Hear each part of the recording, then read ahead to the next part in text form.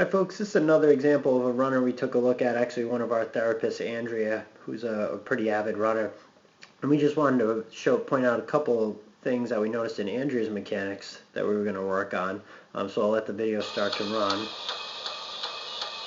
And the first thing we looked at was Andrea's, again, foot impact. And this is a good example of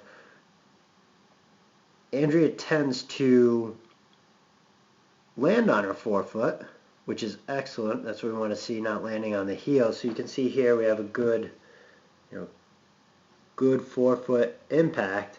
That line is certainly in front of our center of gravity a little bit. But what was interesting when we really looked at Andrea's, that's something I think a lot of us do as runners too, is when we look at that knee extension angle, how straight is that knee when she's running?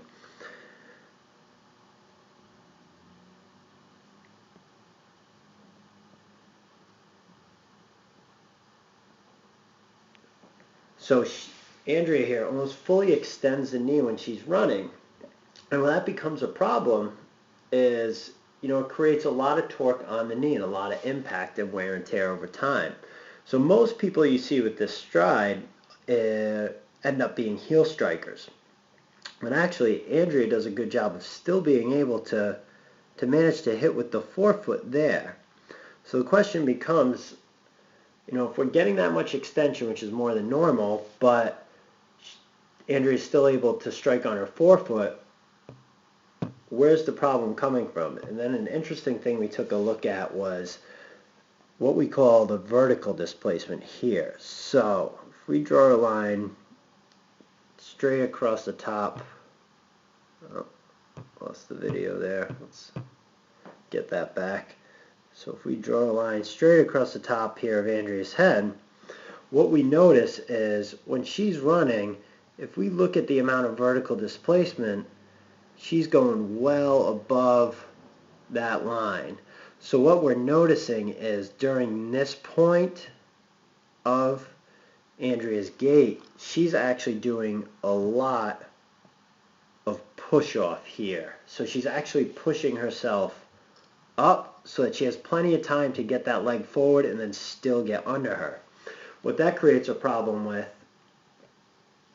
is two things. One is, the main thing is efficiency. If Andrea's pushing up every time, that's a lot of movement upwards. With running, we want to be as efficient as possible, so we want to stay pretty level so that the energy we're using is being used to propel us forward and not upwards.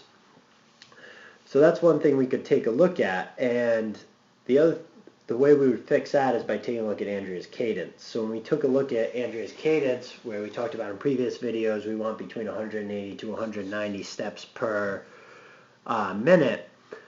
Over this 20-second video, we were able to find that Andrea was taking about 162 steps per minute, which means she's spending a lot of time in the air and spending a lot of time pushing herself forward, which is just what she'll find over time, a less efficient way for her to be running. So if we can change that, speed up the turnover a little bit, it's going to take pressure off of that knee, off of that hip, and then make her overall a much more efficient runner and make it much easier for her to run healthy for a long period of time. Also, what we'll see is she'll get a lot faster as well, because there's not this what we call stale or dead time that she's spending in the air. All that energy is being used to push her forward, so it'll really increase her pace over time.